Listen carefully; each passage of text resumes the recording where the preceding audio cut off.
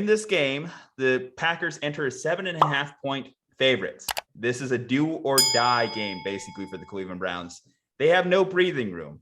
They have to win out if they still want to keep this dream alive. If they still want to keep their playoff chances relatively alive as they dwindle by the day. I was actually having a conversation with Drew about this. Obviously, Drew, big time Cleveland Browns fan.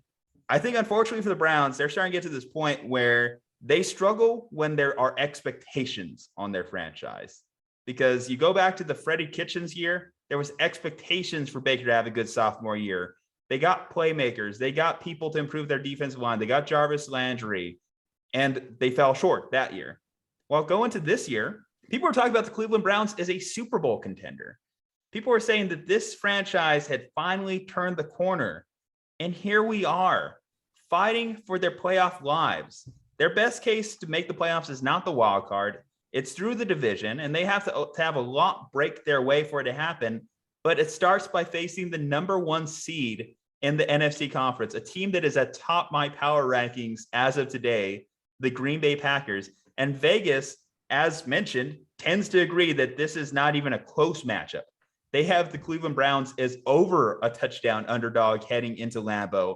And when I just say this sentence out loud, what do you think? Baker Mayfield goes into Lambeau and wins the game. Does that sound right?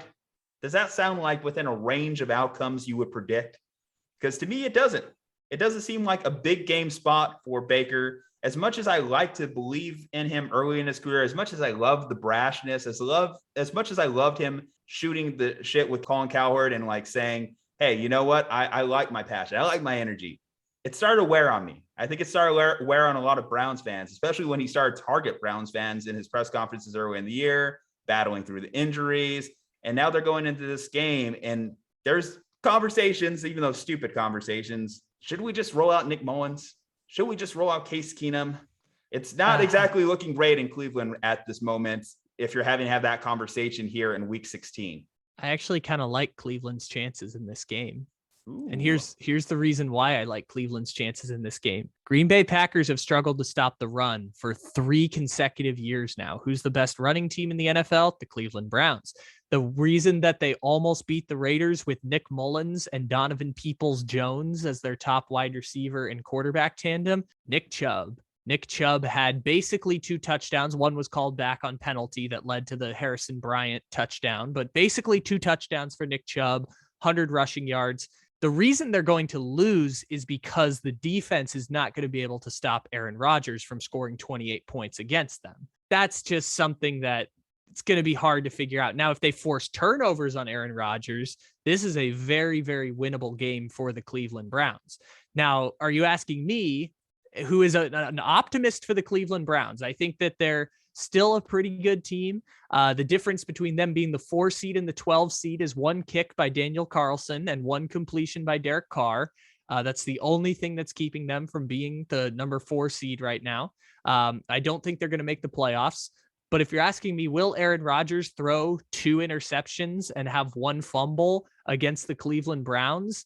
I'm going to say odds are not great. So for that reason, I'm going to take the Green Bay Packers. But the Browns have a path to victory in this game. Don't be surprised if Cleveland, like, at the end has a chance to win it. Or actually, I shouldn't say have a chance at the end to win it, because I don't think that's going to go well. It's either going to be Green Bay wins by a couple scores, or Cleveland forces a bunch of turnovers, gets a lead, and then can just run the ball over and over and over on Green Bay. So I think Cleveland can win this game, even if I don't have the cojones to pick Cleveland to win this game. And the reason for that is, if they get an early lead and if Aaron Rodgers gives them points back by committing turnovers, whether, Myles Garrett has a good pass rushing day, or Troy Hill gets an interception, or Denzel Ward locks down Devontae Adams, or whatever. Interceptions and turnovers are weird in the NFL. Sometimes, you just throw left-handed passes and they get picked off. Turnovers are random in the NFL. But if Cleveland gets a lead, they can beat the Green Bay Packers. And it'll only come if Green Bay turns the ball over and Cleveland gets an early lead. And even then, it might be difficult to win because Aaron Rodgers is Aaron Rodgers. I will actually push back on something you said, though, Green Bay's ability to stop the run. So I just did a little bit of looking here, and this is according to footballdatabase.com. it actually has the Packers as a fairly decent running defense. They've given up about 107 rushing yards per game, which would put them within the top 10 against the run, which that may be some game scripting in. They may have found themselves in some favorable game scripts where if they establish a lead, it's harder for a team to run against them. But that they comes also down get to Devondre Campbell back as well, which is a huge lift for their rush defense. Adding him, they're starting to get a little bit healthier as they go. I don't think that they're anywhere close to that team that went against the San Francisco 49ers in the NFC Championship game. They're far from having Raheem Mostert have almost 200 yards before contact in them. They're not that bad of a run defense as they once were, but I will say that I don't think they're great. And if the Cleveland Browns are able to get Nick Chubb rolling, then sure, that's a pathway for any team. If your elite players are making elite plays, you can win any game. The problem is I need my quarterback to do more.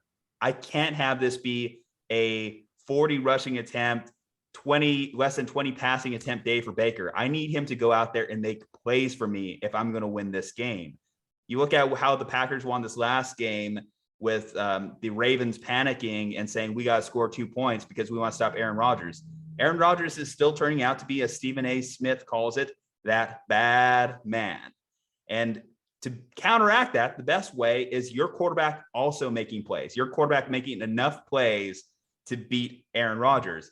And I don't think Baker has lived up to it this season, certainly, but I don't think Baker has really lived up to it in his career. You think about Baker's best days as a quarterback in the NFL, a lot of them have come against the Cincinnati Bengals, not really against top opponents, not against winning opponents, and certainly not in an environment like Lambeau. Lambeau is such a unique football environment that a lot of quarterbacks aren't ready for. People that play there every year, like Matthew Stafford, Kirk Cousins, people that play in that division aren't ready for it on a given basis. Uncommon opponent, Browns, Packers, Baker going into Lambeau. I don't think that lines up in favor of him as well, as he's still a young quarterback at the end of the day. And that is still a big time atmosphere. That's a playoff atmosphere. Like I said, a lot of times there's a part of me that wants to say desperate team wins, but the Packers are not desperate in a way. They want to lock up the number 1 seed. For the next 2 weeks, I say the Packers are going to play like a desperate team because they want that number 1 seed. Tampa opened the door for them to firmly lock up that seed.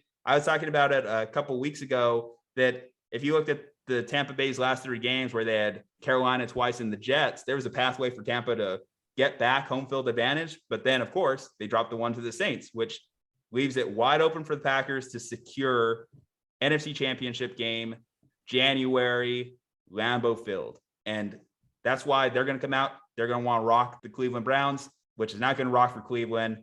Sorry, guys. I think this season ends here. Green Bay Packers for me, Green Bay Packers for Kyle. Have a happy Christmas. Sorry, guys.